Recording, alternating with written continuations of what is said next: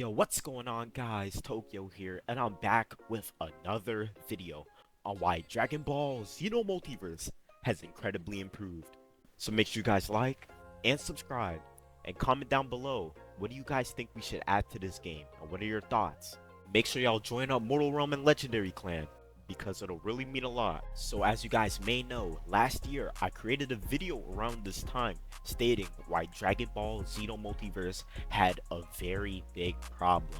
The game wasn't fun, the grind was not interesting, the combat was honestly really janky, and a lot of people had bad opinions on the game. And obviously, the developers were hard at work to try and fix all of these problems. Even though the game has been down, the game has been going up and down. We know that's been happening, but the developers have been trying their best. And that's what I like to see because they use the feedback from the video, the feedback from my video and the comments that you guys put down for what you guys wanted to see in the game, what should be added to the game, and what should be changed in the game.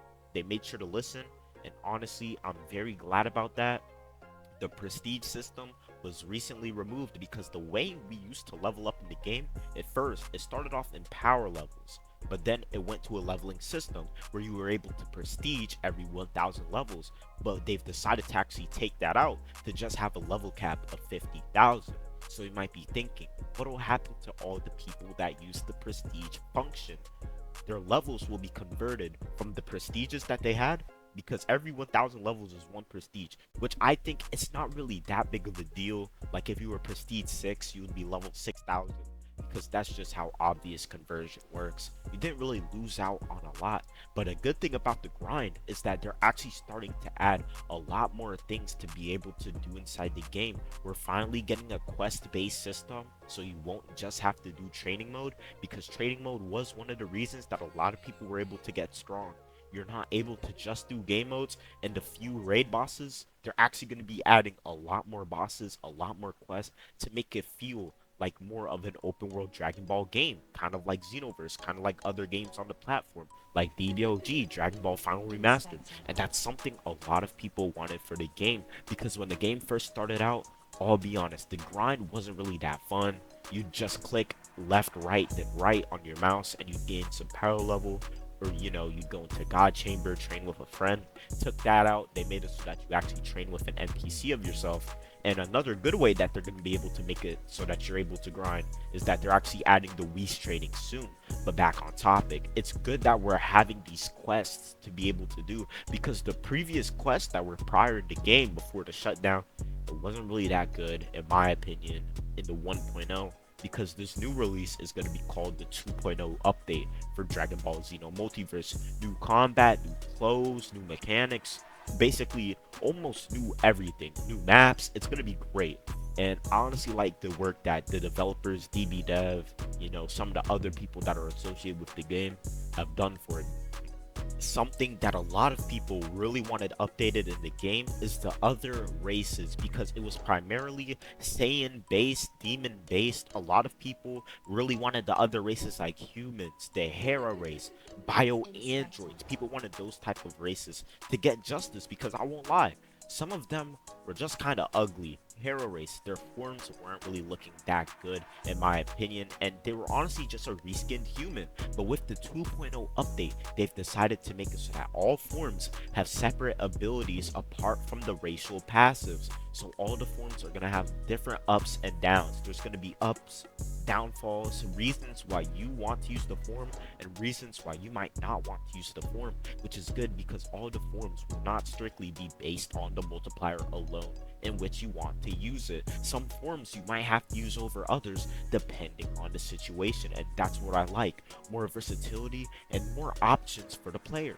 Expanding on the more options for the player aspect, I know a lot of people want more customizations for the player, which means we will be adding more races to the game. Kai race and the hit race will be coming to the game. We'll also be working in the future to adding the android race and possibly even the Beerus race. With some of the new quests that we've actually been adding to the game, we're going to make it so that you'll be able to get certain unlockables that are percent base chanced. with the new gift box system, and it's going to be great. It's not going to be a repetitive grind such as the evil Goku. It's going to be something more engaging and more rewarding just for the player base. Expanding upon that, for the game itself, there is going to be a revamp to some of the game modes such as 1v1, 2v2, 1v1 tournament, 2v2 tournament. We're going to be getting more game modes in the future, such as the long awaited racing mode, because DB actually has a car system in place that he'll be adding for Dragon Ball Xeno Multiverse, and best believe you will be able to get a lot of Zenny from doing that. More content that will be added for late game players will be the expansion of, like I said earlier, the Whis training, and also the Beerus and the Kai training, because after you do get Ultra Instinct Omen and eventually Ultra Instinct, you will be able to go even further and get further stages of Ultra Instinct, such as Ultra Instinct Stage 2 and Stage 3. It's going to be a great way to be able to expand upon your Ultra Instinct mastery and honestly have more to do. And if you want to be different, you can go the Vegeta route and get Hakaishin or Ultra Ego. Ultra Ego will only be for the Saiyan race, so make sure you guys remember that. If you want Ultra Ego, make sure to be a Saiyan and do the Beerus training. If you're any other race, you will be getting Hakaishin, and you can indeed do the Supreme Kai training and do the other training such as Beerus and Whis, but you won't be able to do Beerus and Whis at the same time. That is a set path, but you will be able to do the Kai training and the Beerus training if you wanted to, or the Kai training and the Whis training if you wanted to. It's all up to the player and how you want your character's lineage to be, which I think is a great idea for the game. A lot of people wanted these forms, Ultra Ego, a lot of people wanted that. A lot of people would ask, when are we going to be able to get the God of Destruction form that Topo used? And now is the time upon this new 2.0 update for Dragon Ball Xeno Multiverse.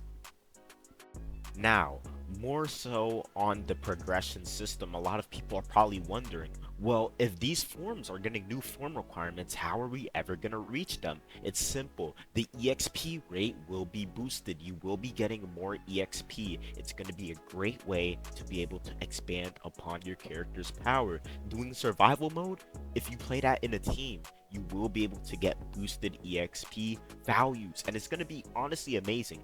The game itself is going to encourage grinding with a team, grinding with a partner, because if you're playing survival mode and you have more than 2 people, more than just 1 person in there, you'll be getting a boosted EXP rate, and that's what people want. People want these other rewards in the game rather than just, you know, grinding it out. Maybe grind it out with a friend and have more incentive to do that. A lot of people wanted that, and we're finally getting that.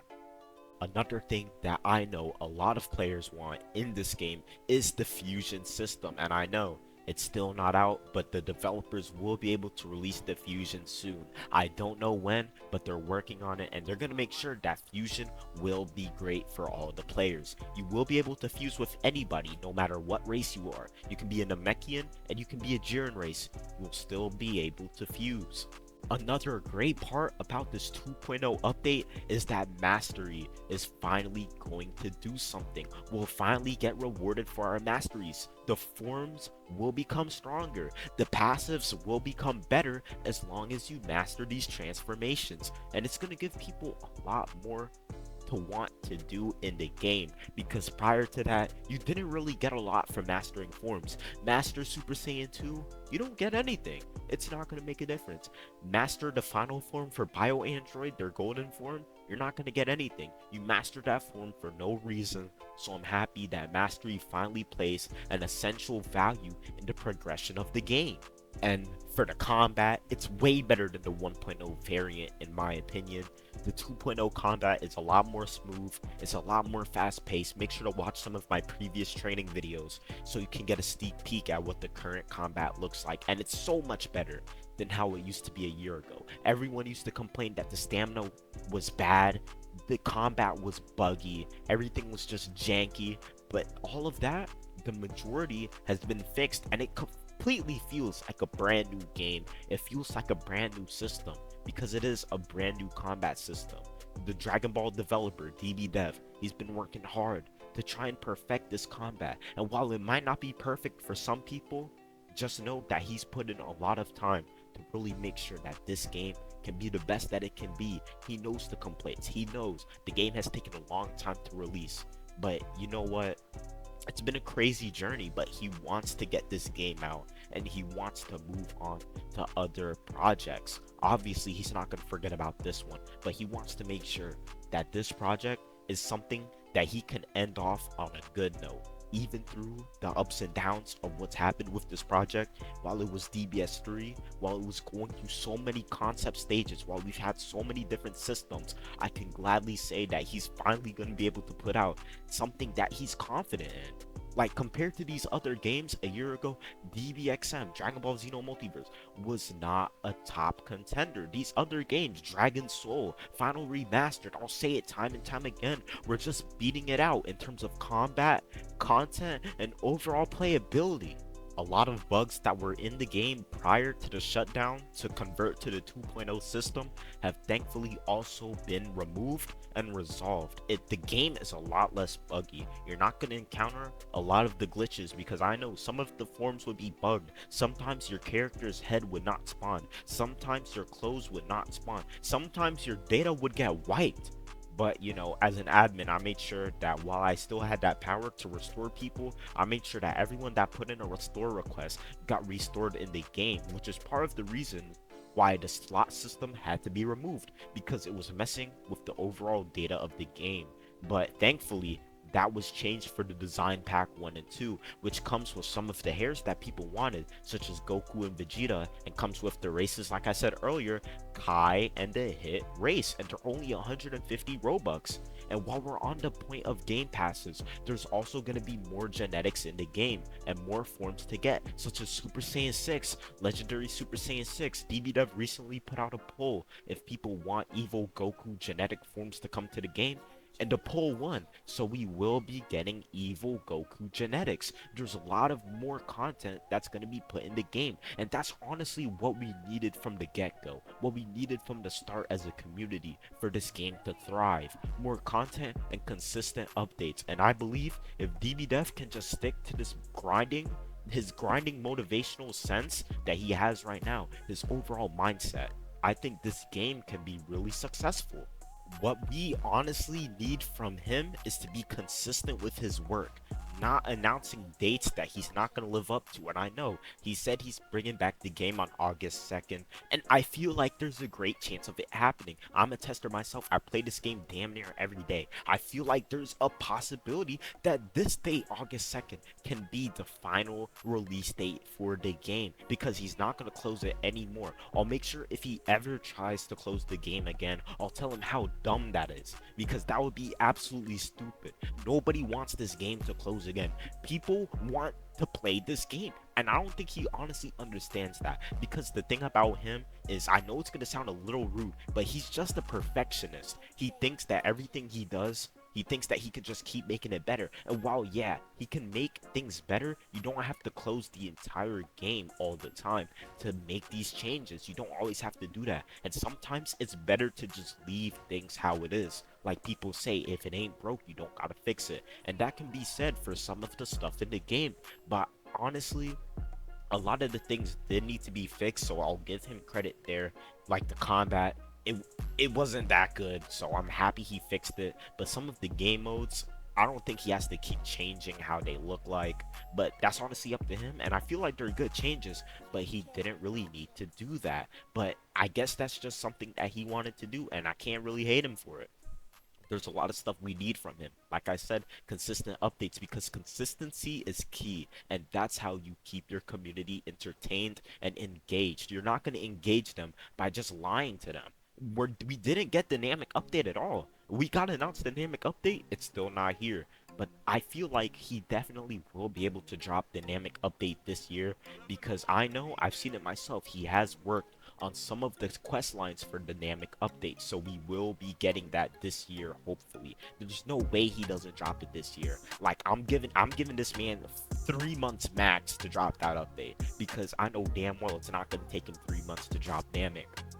I know that's something a lot of people want. People still want the perfect dodge mechanic. It's not in the game, but I'll make sure to keep reminding him for the perfect dodge mechanic. But I'm telling you, what this man has in store for all of us, not just the admins, but the community, is going to be really good. And it's going to be an uprise for the game, and it's going to be an essential upturn. Because if we don't get it together, and if we don't lock in by the end of the year, it might be over for the game. And I don't want this game to be over. You guys most likely do not want this game to be over.